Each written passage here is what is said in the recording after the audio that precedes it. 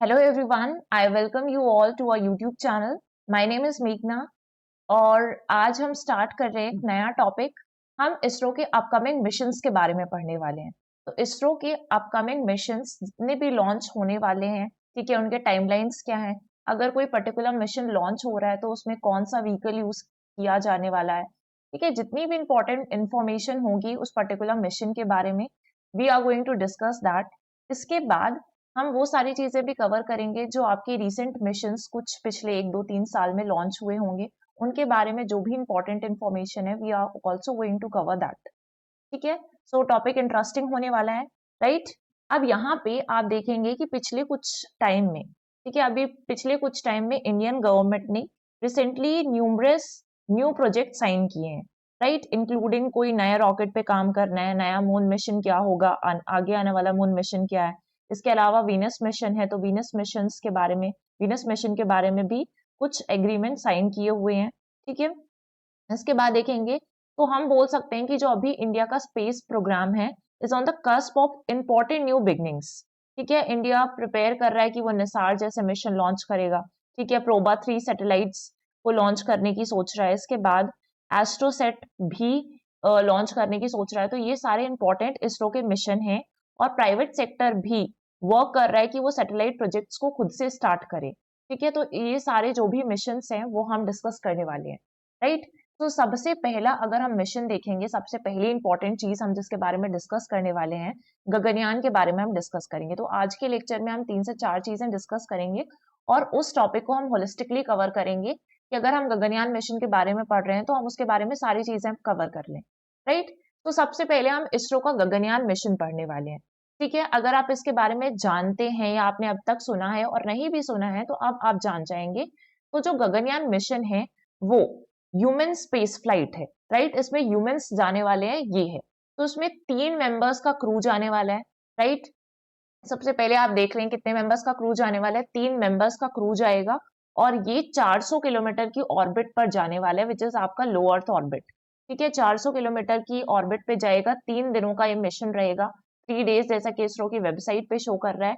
3 दिनों का ये मिशन होगा और उन क्रू मेंबर्स को वापस सेफली अर्थ पे लाया जाएगा, उनको इंडियन सी वाटर्स पे लैंड करवा के, ठीक है। So it is a human space flight mission and crew of 3 members किसमें जाने वाले हैं, ऑर्बिट ऑफ 400 किलोमीटर की ऑर्बिट पे जाने वाले हैं फॉर अ 3 डेज मिशन, ठीक है, और उनको वापस सेफली लेकर आना है। तो ये गगनयान मिशन के बारे में थोड़ा सा इंट्रोडक्शन है।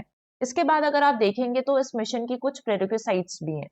सबसे पहला अगर हम देखेंगे क्यों मिशन जाने वाला है, तो क्यों जाने वाला है, क्योंकि यहाँ पर हमें बहुत सारी क्रिटिकल टेक्नोलॉजीज का डेवलपमेंट करना है, ह्यूमन रेटेड लॉन्च व्हीकल भेजना है ताकि वो सेफली सेफली वापस उनको ला भी लेकर भी आ सके। ऐसा नहीं कि सिर्फ भेज दिया है, तो वापस लाने का काम भी ये करेगा, ठीक है। इसमें और क्या चीजें होंगी, तो लाइफ सपोर्ट सिस्टम्स होंगे ताकि अर्थ लाइक एनवायरनमेंट मिल सके उन क्रू मेंबर्स को जो वहां पर जा रहे हैं, ठीक है, सेफ फील कर सके, अर्थ लाइक एनवायरनमेंट फील कर सके। तो ये सारी फैसिलिटीज के साथ जाएगा।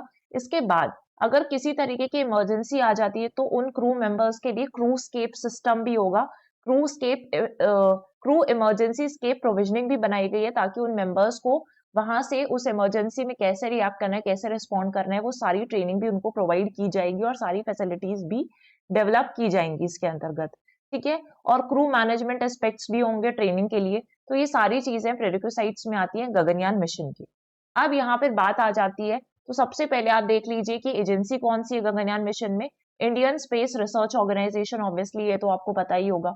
ऑब्जेक्टिव क्या है, अगर हम बहुत इंपॉर्टेंट चीज देखें तो ये क्या है, तो इंडिया का first human space flight programme है, इसलिए बहुत ज्यादा इंपॉर्टेंट हो जाता है, ठीक है। अब हम मिशन की डिटेल्स देखने वाले हैं। तो टोटल फ्लाइट्स इसमें जो रहेंगी 3 रहेंगी। अनमैन्ड फ्लाइट्स पूरे मिशन की अगर हम बात करें, गगनयान 1 है, देखिए गगनयान 2 भी जाएगा। तो अगर हम बात करें टोटल फ्लाइट्स इसमें 3 हैं। अनमैन्ड फ्लाइट्स कितनी होंगी, 2। इससे पहले मैं आपको बता दूंगी। और यहाँ पे ह्यूमन स्पेस फ्लाइट कितनी है, 1 है, ठीक है। तो यहाँ पे अगर हम फैक्ट्स देखें इसके बारे में, कुछ दो स्पेस अनमैन्ड फ्लाइट्स कैसे हैं ये देख लेते हैं। तो फर्स्ट जो अनक्रूड टेस्ट फ्लाइट है वो प्लान्ड है 2024 के लिए, ऐसा प्लान किया गया था, जो भी इसके रिलेटेड फैक्ट्स है। इसके बाद जो second and third uncrewed test flights आएंगी वो 2025 में जाएंगी। पहले इस मिशन की टाइमलाइन 2025 शो कर रहा था, बट अब प्रोबेबल टाइमलाइन 2026 शो कर रहा है। ठीक है, तो मतलब इस बीच में लॉन्च हो सकता है, जब भी लॉन्च होगा तो आपको वैसे भी पता चलेगा ही। ठीक है, तो ये जो एक ह्यूमन स्पेस फ्लाइट है, एक सिंगल, वो एक ही रहेगी। ठीक है, जो नाउ प्लान फॉर 2026 है, बाकी अनक्रूड फ्लाइट है, अनमैन्ड फ्लाइट्स। ठीक है, 2 रहेंगी ये। तो ये टेस्ट फ्लाइट है इसमें पहली वाली। अब इसके बाद ऑर्बिट मॉड्यूल कैसा रहेगा, तो ऑर्बिटल मॉड्यूल की अगर हम बात करें, तो ये जो ऑर्बिटल मॉड्यूल है, इसका नाम ऑर्बिटल मॉड्यूल क्यों है, क्योंकि ये ऑर्बिट करेगा, अर्थ की ऑर्बिट करने वाला है। ठीक है, अब इसमें 2 कंपोनेंट्स हैं इसके, कि इसमें क्या क्या आएगा। पहला तो आएगा क्रू मॉड्यूल। ठीक है, क्रू मॉड्यूल जिसको हम शॉर्टली क्या रेफर करते हैं, CM बोलते हैं। तो क्रू मॉड्यूल में क्या रहेगा भाई, एस्ट्रोनॉट्स रहेंगे, क्रू मेंबर्स रहेंगे। तो एस्ट्रोनॉट्स रहेंगे।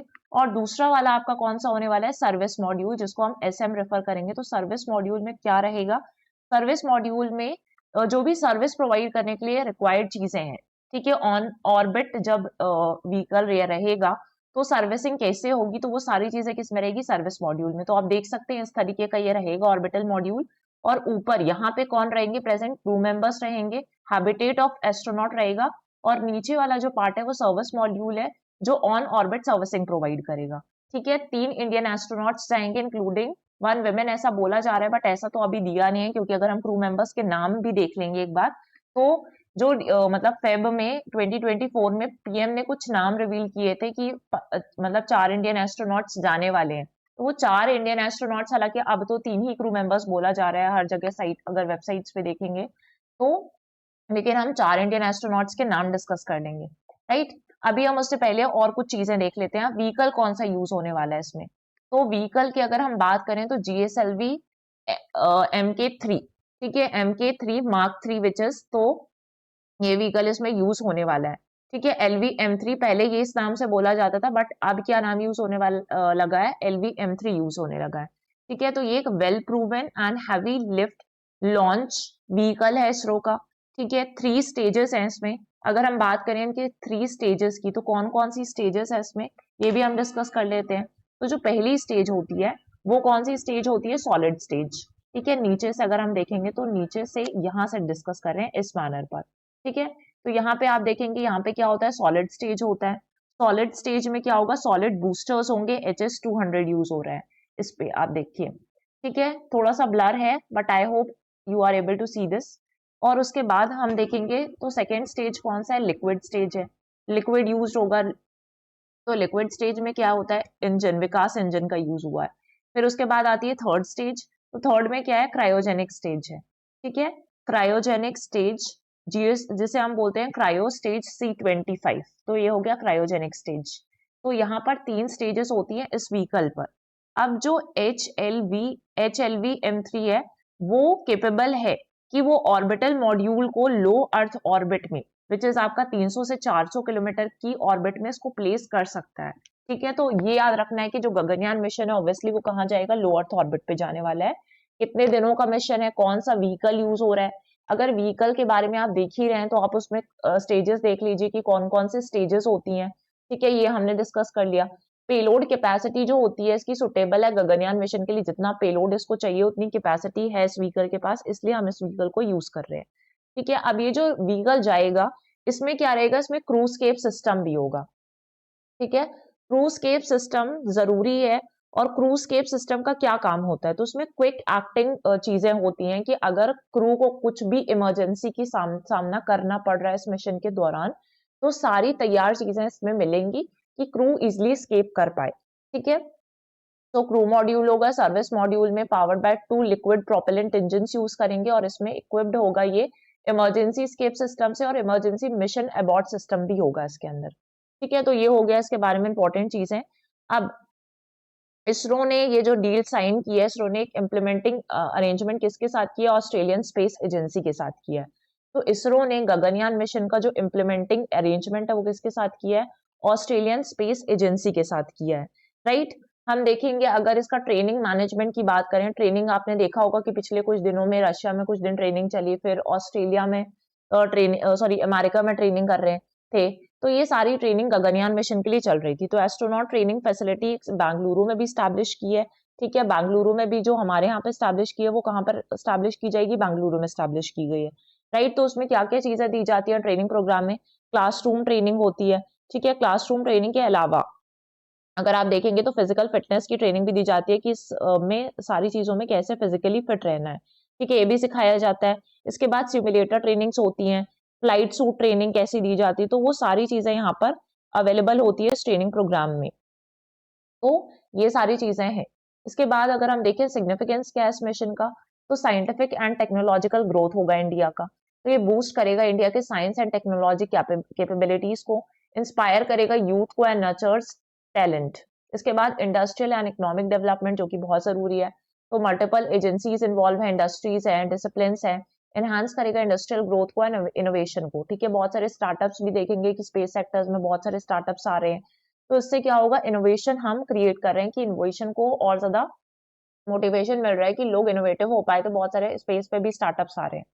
इसके बाद ग्लोबल एंड रीजनल इम्पैक्ट क्या पड़ेगा कि इंटरनेशनल कोलैबोरेशन प्रमोट होगा ऐसे कंट्रीज के साथ, कि अगर हम ऑस्ट्रेलिया के साथ इम्प्लीमेंटिंग अरेंजमेंट करके रख चल रहे हैं या बाकी कंट्रीज में हमने ट्रेनिंग प्रोग्राम सेटअप किए हैं, तो ये इंटरनेशनल कोलैबोरेशन को प्रमोट करेगा, एड्रेस करेगा रीजनल नीड्स को, फूड वाटर एनर्जी सिक्योरिटी जो भी हमें देनी है, क्योंकि इस तरीके के मिशन इसलिए तो काम आते हैं। फिर इंडिया को as a significant player setup करेगा ग्लोबल स्पेस एक्सप्लोरेशन में। के बाद प्राइवेट सेक्टर का इन्वॉल्वमेंट होगा, जैसे इन स्पेस जो है वो न्यू ऑर्गेनाइजेशन है to enhance private sector participation in the space sector, तो इन स्पेस के बारे में आपको पता होना चाहिए कि एक न्यू ऑर्गेनाइजेशन इंडिया में जो एनहांस करेगी किसको, प्राइवेट सेक्टर के पार्टिसिपेशन को एनहांस कर रहा है स्पेस में। तो सोशल बेनिफिट्स भी है, ऑब्वियसली सोसाइटल प्रोग्रेस के लिए इस तरीके के मिशन जरूरी होते हैं, राइट। तो ये हो गया, गगनयान रिप्रेजेंट करता है एक सिग्निफिकेंट माइलस्टोन इंडिया की journey towards becoming a global leader in space exploration and technological innovation, ठीक है। तो ह्यूमन स्पेस फ्लाइट है ऑब्वियसली इंडिया का पहला, तो इम्पोर्टेंट हो ही जाता है सारे एस्पेक्ट्स में। फिर आ जाते हैं नेक्स्ट जो हम डिस्कस करने वाले हैं, तो यहाँ पर हम पहले हमने गगनयान मिशन के बारे में देख लिया सारी इंपॉर्टेंट चीजें।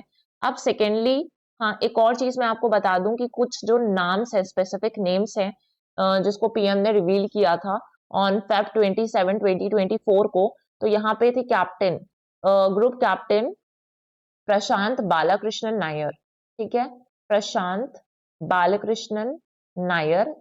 If you want to note the names आप नोट कर सकते हैं, ठीक है, थोड़ा छोटा राइटिंग है बट हाँ बोलने में समझ में आ रहा होगा। इसके बाद ग्रुप कैप्टन थे अजीत कृष्णन, ठीक है, अजीत कृष्णन। उसके बाद अगर हम देखेंगे तो ग्रुप कैप्टन अंगद प्रताप, ठीक है, अंगद प्रताप। और एक और अगर हम नाम देख लें तो यहाँ पे है विंग कमांडर शुभांशु शुक्ला। तो ये चार नाम आपके लिए इंपॉर्टेंट हैं, ठीक है, इनको आप ध्यान में रखेंगे कि इनका नाम रिवील किया गया था सबसे पहले। इसके बाद आ जाते हैं नेक्स्ट जनरेशन लॉन्च व्हीकल पे। इसके बारे में भी इंडिया में बोला गया है, इसरो के द्वारा ये बोला गया है कि अब नेक्स्ट जनरेशन लॉन्च व्हीकल आएगा, और इसका एक्सपेक्टेड है कब तक आ जाएगा, ये 2031 तक, 2031 तक इसको लाने की बात की गई है, बनकर तैयार हो जाएगा, ठीक है। अब लॉन्च व्हीकल का काम क्या होता है कि जितने भी मिशन होते हैं वो लॉन्च व्हीकल में ही तो जाते हैं ना, ठीक है, उसके बाद वो सेपरेट होते हैं इस लॉन्च व्हीकल से। तो अगर हम बात कर लें नेक्स्ट जनरेशन लॉन्च व्हीकल की, तो ऑब्जेक्टिव क्या है कि हमें cost efficient reusable heavy lift vehicle बनाना है, क्योंकि अभी तक क्या होता था, एक लॉन्च व्हीकल का काम क्या होता है, ठीक है, कि सबसे पहले तो हमने स्पेसक्राफ्ट को तैयार किया, स्पेसक्राफ्ट और रॉकेट तैयार किया, अब उसको हम लॉन्च पैड तक ले गए। लॉन्च पैड तक ले जाने के बाद किसका काम होता है, लॉन्च व्हीकल का काम होता है कि वो इसको इस जो भी हमने अब बनाया है मिशन उसको वो लॉन्च करेगा, ठीक है। तो नेक्स्ट जनरेशन लॉन्च व्हीकल, अभी तक व्हीकल्स वेस्ट होते थे बट अगर इस तरीके के व्हीकल्स यूज हो रहे हैं, तो ये जो अगला हमारा टारगेट होने वाला है, ये जो होगा वो partially reusable heavy lift launch vehicle होगा, ठीक है। इसमें 3 स्टेजेस होंगी। करेंटली ये इसरो में अंडर डेवलपमेंट स्टेज में है, तो ये याद रखना है कि अभी तक ये आया नहीं है, अंडर डेवलपमेंट स्टेज में है, और 2031 में इसका फर्स्ट फ्लाइट प्लान्ड है, ठीक है, इस दिन तक आ जाएगा। व्हीकल डिजाइन किया इसलिए जा रहा है ताकि वो रिप्लेस कर सके अभी तक हम जो ऑपरेशनल सिस्टम, जैसे हम पीएसएलवी वगैरह यूज करें, पोलर सैटेलाइट लॉन्च व्हीकल, इसके बारे में मैं आपको बताने वाली हूँ, ठीक है, जितने भी लॉन्च व्हीकल अब तक आए हैं। फिर जीएसएलवी लॉन्च किया था, LV-M3 है, ठीक है। तो इन सारे लॉन्च व्हीकल्स को रिप्लेस करने की क्षमता रखता है, राइट। लॉन्च साइट कहाँ से होगा इसका, लॉन्च साइट होगा सतीश धवन स्पेस सेंटर से, which is in Sriharikota Andhra Pradesh. तो यहाँ से ये इसका लॉन्च साइट रहेगा। इसके बाद हम देखेंगे तो पेलोड कैपेसिटी भी इसकी डिफरेंट रहेगी। ठीक है, पेलोड कैपेसिटी अलग अलग रहेगी, जैसे 3000 से 7000 केजी ये लो अर्थ ऑर्बिट पे ले जा सकता है। ठीक, इसके बाद से आप 8000 से लेकर 24000 केजी तक ये जीटीओ में ले जा सकता है। यहाँ पे जो बताया पेलोड कैपेसिटी वो 10 टन्स तक ले जा सकता है जियो स्टेशनरी ट्रांसफर ऑर्बिट पर। ठीक है, ऑर्बिट्स भी अलग अलग होती है, लो अर्थ ऑर्बिट हो गया, ठीक है, इसके बाद आता है लो अर्थ ऑर्बिट के बाद आपका जियो स्टेशनरी ऑर्बिट होता है, मीडियम अर्थ ऑर्बिट होता है, पोलर ऑर्बिट्स होती है, सन सिंक्रोनस ऑर्बिट होती है। ठीक है, तो ये सारी ऑर्बिट्स हैं। अपकमिंग क्लासेस में हम ऑर्बिट्स भी डिस्कस कर लेंगे, ठीक है, ताकि आपको एक क्लियर व्यू मिल जाए कि क्या चीजें होती है, सारी चीजें समझ में आ जाए और आप कनेक्ट कर पाए अभी जो करंट में इवेंट्स चल रहे हैं, करेंटली जो भी कुछ लॉन्च होता है वो सारी चीजें अच्छे से समझ पाए। ठीक है, तो अगर हम इसके डिजाइन हाइलाइट्स देखेंगे तो थ्री स्टेजेस होने वाले हैं इसमें। ठीक है, ये मैंने आपको बताया रीयूजेबल एंड रोबस्ट डिजाइन होगा। एंड फीचर्स में क्या है, bulk manufacturing, modular systems use होंगे, मिनिमल टर्न राउंड टाइम होगा इनका इसका। तो ये सारी चीजें डिस्कस, ये इंपॉर्टेंट है, राइट। इसके बाद फीचर देखेंगे तो फीचर्स में प्रोपल्शन सिस्टम होगा, semi cryogenic propulsion system use करेंगे।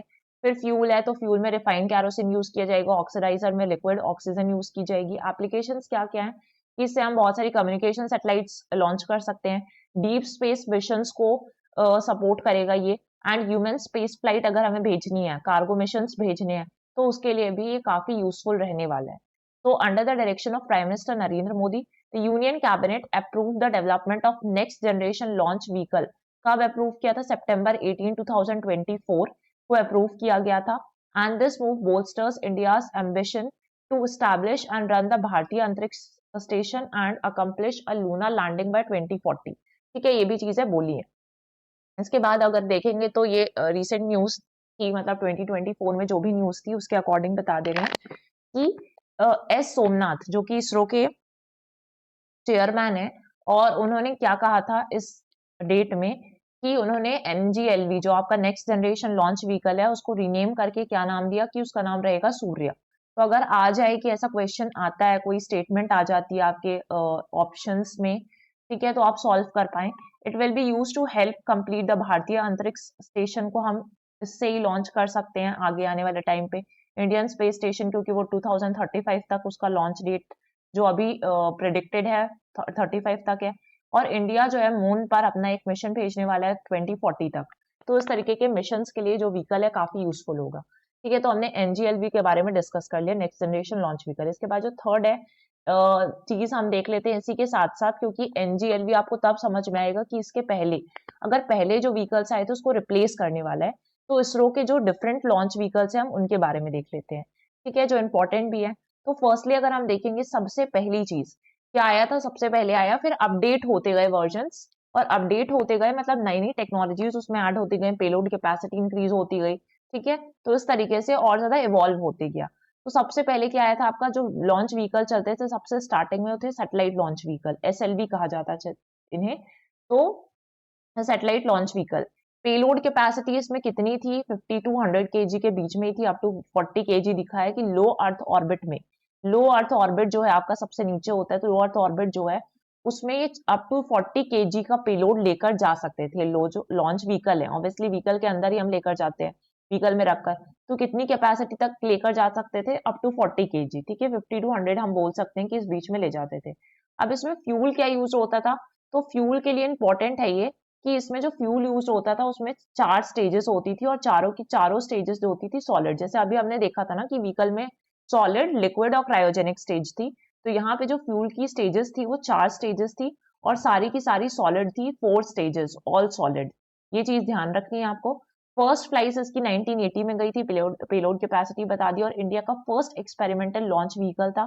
सक्सेसफुली इसने रोहिणी सैटेलाइट RS-1 को ऑर्बिट पे डाला था। ठीक है, तो सक्सेसफुल था ये। इसके बाद देखेंगे नेक्स्ट, अगर हम देखें तो नेक्स्ट आया था आपका ऑगमेंटेड सैटेलाइट लॉन्च व्हीकल, फिर ये बनाया गया augmented satellite launch vehicle is ASLV, successor to SLV इसके बाद आया। पेलोड कैपेसिटी थोड़ी सी बढ़ गई, 100 से ज्यादा हो गया। ठीक है, 100 केजी से ज्यादा हो गया, मतलब अप टू 150 केजी के पेलोड ये ले जा सकता था लो अर्थ ऑर्बिट पर। ऑपरेटेड अंटिल अर्ली 1990s तक हमने इसका काफी यूज किया। फर्स्ट फ्लाइट इसकी 1987 में गई थी, payload capacity 150 kg to low earth orbit, मतलब कैपेसिटी बढ़ गई इसकी। सिग्निफिकेंस क्या था कि इनहेंस कैपेबिलिटी थी ओवर एसएलवी, ज्यादा कैपेबिलिटी थी इसकी, विद स्ट्रैप ऑन बूस्टर्स लगे हुए थे, इनिशियल फेलियर्स को फेस कर सकता था, but demonstrated orbital insertion capability. शुरुआती तौर पर फेलियर्स भी देखने को मिले, लेकिन उसके बाद से कैपेबिलिटीज इसकी डेवलप होती गई। ठीक है, इसके बाद आ जाते हैं थर्ड लॉन्च। फिर क्या आया, polar satellite launch vehicle PSLV आया। पीएसएलवी की अगर हम बात करेंगे ना, तो इसको क्या कहा जाता है, work horse launch vehicle of ISRO कहा जाता है, या इंडियाज वर्क हॉर्स भी कहा जाता है, और you can call it as workhorse launch vehicle of ISRO इसको कहा जाता है। ठीक है, ये आपको ध्यान में रखना है। पीएसएलवी काफी फेमस है, बहुत सारे इंपॉर्टेंट मिशन इससे लॉन्च किए गए। फर्स्ट इंडियन रॉकेट था जिसमें लिक्विड स्टेजेस भी थी। तो अगर हम एएसएलवी की भी बात करेंगे, तो एएसएलवी के बारे में ये चीज मैं आपको बताना भूल गई कि इसमें कितनी स्टेजेस थी। इसमें 5 स्टेजेस थी, और सारी की सारी सॉलिड थी। ठीक है, जो आपके फ्यूल के लिए यूज हो रही थी, तो सारी की सारी स्टेजेस सॉलिड थी। अगर हम पीएसएलवी में आएंगे, तो पीएसएलवी में कितनी स्टेजेस थी, 4 स्टेजेस थी, आपको ध्यान रखना है। और ये ऑल्टरनेटिव 4 स्टेजेस में सॉलिड, फिर लिक्विड, फिर सॉलिड, फिर लिक्विड, इस तरीके से चल रहा था। तो alternative solid and liquid fuels की स्टेजेस थी इसमें।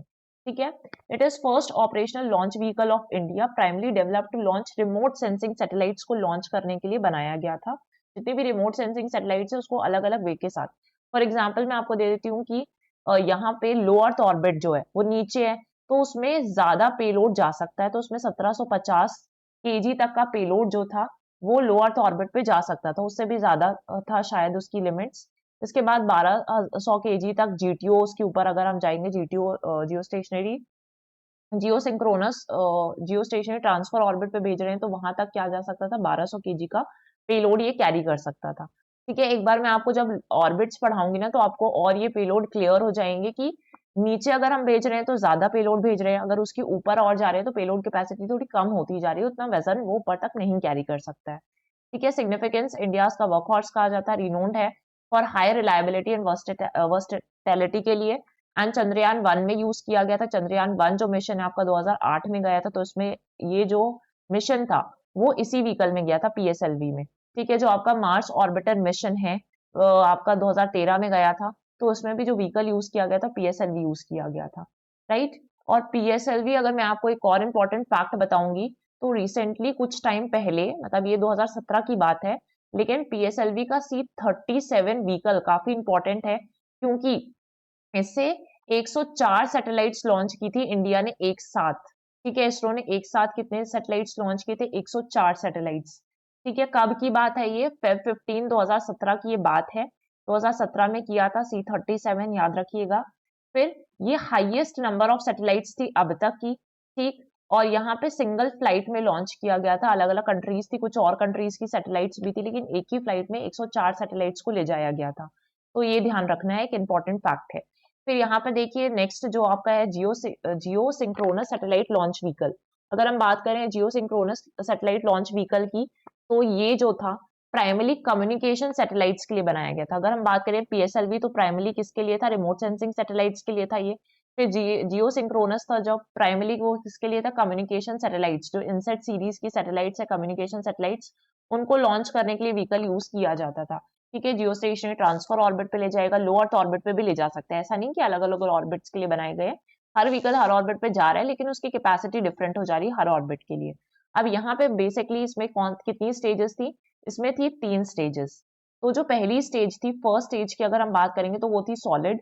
ठीक है, सॉलिड स्टेज फ्यूल यूज किया जाता था। सेकेंड स्टेज की अगर हम बात करेंगे, तो सेकेंड स्टेज था लिक्विड। और थर्ड स्टेज की अगर हम बात करेंगे, इसमें इंपॉर्टेंट है, तो वो कौन सी स्टेज थी, क्रायोजेनिक। ठीक है, क्रायोजेनिक स्टेज थी। थर्ड स्टेज में लिक्विड हाइड्रोजन को एज फ्यूल यूज किया जाता था, और लिक्विड ऑक्सीजन को एज ऑक्सीडाइजर यूज किया जा रहा था। तो 3 स्टेज थी, ये याद रखनी है। ठीक है, जीएसएलवी में फर्स्ट फ्लाइट इसका 2001 में गया था, और अप टू 2500 केजी ये जीटीओ में ले जाने की क्षमता रखता था। ठीक है, इसके बाद सिग्निफिकेंस देख सकते हैं क्या है।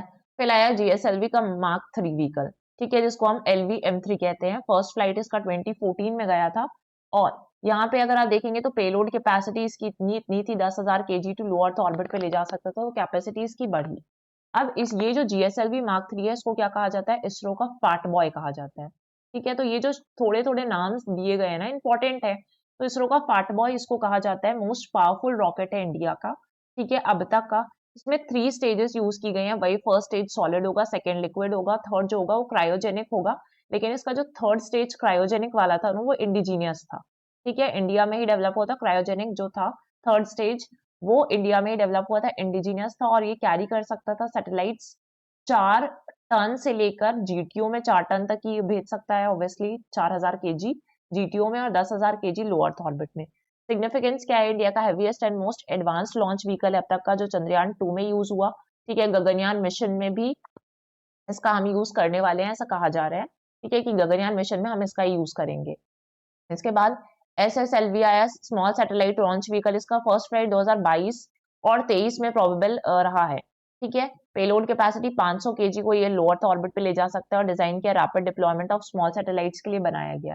ठीक है, तो इसके बाद हम कौन सा लेके आ रहे हैं? नेक्स्ट जनरेशन लॉन्च व्हीकल, जिसके बारे में मैं आपको पढ़ा चुकी हूँ अभी। तो नेक्स्ट जनरेशन लॉन्च व्हीकल में ऑब्वियसली इन सबसे ज्यादा कैपेसिटी रहेगी, जो इन सबको रिप्लेस करने की क्षमता रखता है, ये बताया। रियूजेबल लॉन्च व्हीकल रहेगा, तो कॉस्ट जो रहेगा, कॉस्ट जो है वो मेजर डिटरेंट है स्पेस में कोई भी एक्सप्लोरेशन करने के लिए। ठीक है, स्पेस का यूटिलाइजेशन करने में जो कॉस्ट आता है वो बहुत ज्यादा आता है। तो अगर हम इस तरीके की launch vehicles, reusable launch vehicles बनाएंगे तो बहुत अच्छी बात होगी, और इससे हम कॉस्ट ऑफ लॉन्चिंग को भी कम कर सकते हैं। इनफैक्ट हम स्पेस डेब्री को भी कम कर सकते हैं, जो बहुत बड़ी दिक्कत है। ठीक है, क्योंकि इतना ज्यादा स्पेस डेवलपमेंट हो रहा है, एक्सप्लोरेशन हो रहा है, तो उसके बाद बहुत सारा स्पेस डेब्री भी इकट्ठा होते जा रहा है। ठीक है, तो नेत्र करके जो मिशन था, प्रोजेक्ट नेत्र, वो स्पेस डेब्री को कम करने, रिड्यूस करने के लिए इस तरीके के मिशन है, और इस तरीके के स्टेप्स हम ले सकते हैं। इसके बाद नेक्स्ट आ जाते हैं हम भारतीय अंतरिक्ष स्टेशन में, which is again an important mission of India. ठीक है, तो अगर हम बात करें भारतीय अंतरिक्ष स्टेशन या फिर इंडियन स्पेस स्टेशन की, तो इंडिया प्लान कर रहा है कि वो खुद का स्पेस स्टेशन लॉन्च करने वाला है स्पेस एक्सप्लोरेशन एंड यूटिलाइजेशन के लिए। अब तक सिर्फ क्या है? इंटरनेशनल स्पेस स्टेशन है। ठीक है, इसके बारे में हम थोड़ा सा देख लेंगे। तो इंटरनेशनल स्पेस स्टेशन है, लेकिन इंडिया जो है वो खुद का स्पेस स्टेशन लॉन्च करने वाला है, भारतीय स्पेस स्टेशन।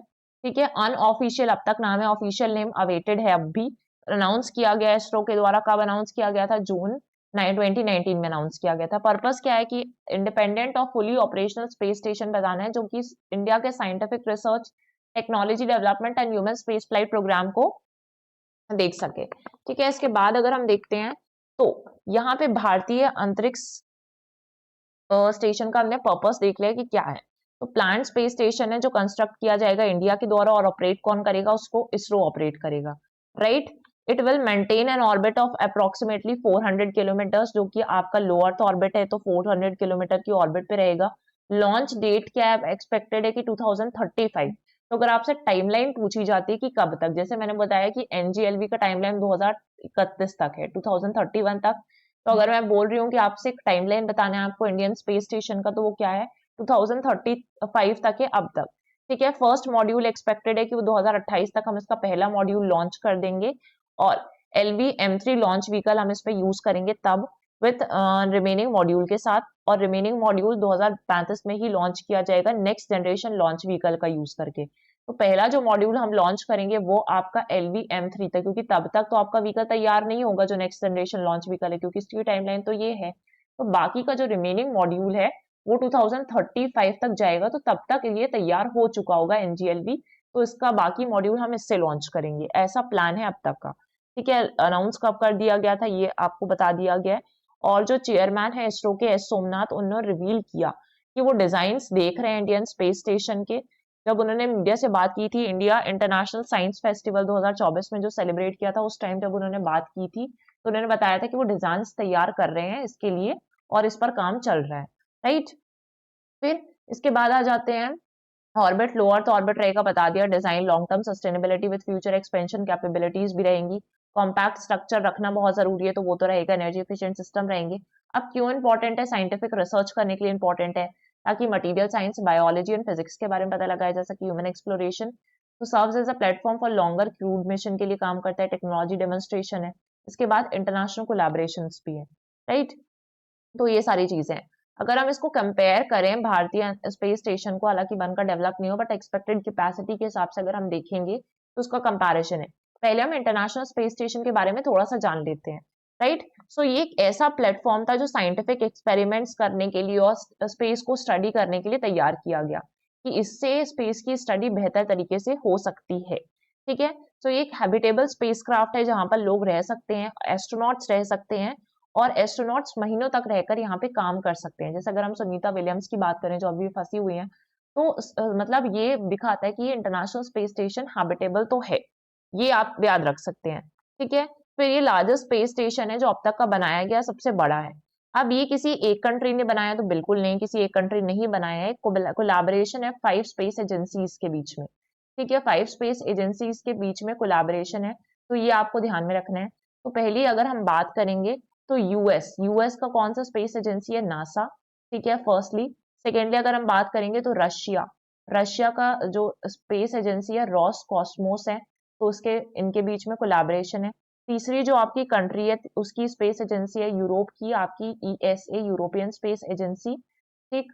फोर्थ अगर हम बात करें तो जापान की कौन सी स्पेस एजेंसी है, जाक्सा, तो इसके बीच में भी कोलैबोरेशन है। और ऑब्वियसली फिफ्थ कंट्री अगर हम देखेंगे कनाडा, तो ये सारी डेवलप कंट्रीज हैं, सीएसए, कैनेडियन स्पेस एजेंसी, तो इन 5 कंट्रीज के कोलैबोरेशन के साथ ये इंटरनेशनल स्पेस स्टेशन बनाया गया, ठीक है। कंट्रीज कमिटेड है कि वो ऑपरेट करेंगी आईएसएस को थ्रू द टाइम, बट यहाँ पे एक्सपेक्टेड है कि रशिया इससे बाहर हो सकता है, 2028 तक का एक्सपेक्टेड डेज है, 25 से 28 के बीच में कभी भी हो सकता है इससे बाहर, और 2030 तक, 30 के बाद ये ऑपरेट नहीं होगा ऐसा कहा जा रहा है, ठीक है। उसकी कैपेसिटी इतनी थी तो 30 तक ऑपरेट होगा। अब कुछ ऐसी कंट्रीज थी जिन्होंने खुद का स्पेस स्टेशन भी बनाया, तो अगर आप देखेंगे रिसेंटली चाइना का जो तियांगोंग स्पेस स्टेशन है वो न्यूज में रहता है, ठीक है। तो ये चाइना का खुद का स्पेस स्टेशन है, तो ये आपको ध्यान रखना है। इसके बाद अगर इसको कंपैरिजन किया है इसके साथ, तो यहाँ पे जो इंटरनेशनल स्पेस स्टेशन है उसकी कैपेसिटी बहुत ज्यादा है कि 420 टन कैरी कर सकता है, लेकिन उसके सामने इंडिया की लगभग 20 टन की कैपेसिटी रहेगी। यहाँ पे 6 से 7 एस्ट्रोनॉट्स रह सकते हैं, यहाँ पे 2 से 3 एस्ट्रोनॉट्स रहने की इनिशियल कैपेसिटी के साथ ये बनाया जाएगा। Independent scientific and technological research कर सकता है, यहाँ पे मल्टीनेशनल कोलैबोरेशन है, तो वो मैंने बता दी कि मल्टीनेशनल कोलैबोरेशन के साथ ये कैसे काम करेगा, ठीक है। तो ये सारी इंपॉर्टेंट चीजें, आज हमने 3 टॉपिक्स पढ़े हैं। सबसे पहले हमने गगनयान मिशन के बारे में डिस्कस किया, उसके बाद हमने डिस्कस किया नेक्स्ट जनरेशन लॉन्च व्हीकल के बारे में, और इसके बाद हमने डिस्कस किया इसरो के लॉन्च व्हीकल्स भी देख लिए। तो सारी क्रोनोलॉजी में पढ़ना है कि सबसे पहले आया था आपका सैटेलाइट लॉन्च व्हीकल, फिर आया augmented satellite launch vehicle ASLV, फिर आया पीएसएलवी। कैपेसिटी डिफरेंट है, ठीक है। फर्स्ट फ्लाइट्स अलग अलग है, व्हीकल्स का स्टेजेस कितना है, फ्यूल का स्टेजेस कितना है, वो डिफरेंट है। पीएसएलवी आया, उसके बाद से जीएसएलवी आया, जियो सिंक्रोनस सैटेलाइट लॉन्च व्हीकल, ठीक है। इसके बाद से जीएसएलवी मार्क 3 आया, और उसके बाद आया एसएसएलवी, और अब हम बात कर रहे हैं एनजीएलवी को लाने की, ठीक। इसके बाद हमने पढ़ा भारतीय अंतरिक्ष स्टेशन के बारे में, टाइमलाइन क्या है, कौन से व्हीकल से लॉन्च होने वाला है, तो ये सारी चीजें हमने देख ली। इंपॉर्टेंट है ये सारी चीजें, आप समझ सकते हैं, आई होप आप समझ रहे होंगे कि इसकी इंपॉर्टेंस क्या है आपकी एग्जामिनेशन पॉइंट ऑफ व्यू से, और अगर आपको अवेयरनेस रखनी है तो अवेयरनेस के पॉइंट ऑफ व्यू से भी, क्योंकि करंट अफेयर्स में सारी चीजें रहती है, राइट। सो अब तक के लेक्चर में हमने जो भी चीजें पढ़ी, अगर उसको लेकर आपको कोई भी डाउट्स है, या जो भी आपके प्लेलिस्ट में लेक्चर्स है उनको लेकर भी आपको कोई भी डाउट आता है, तो आप डायरेक्टली कमेंट सेक्शन में हमसे कम्युनिकेट कर सकते हैं। We are going to answer all your doubts and all your queries जो भी है। तो अपने फीडबैक आप हमारे साथ शेयर कर सकते हैं। अभी के लिए इतना ही। Thank you everyone.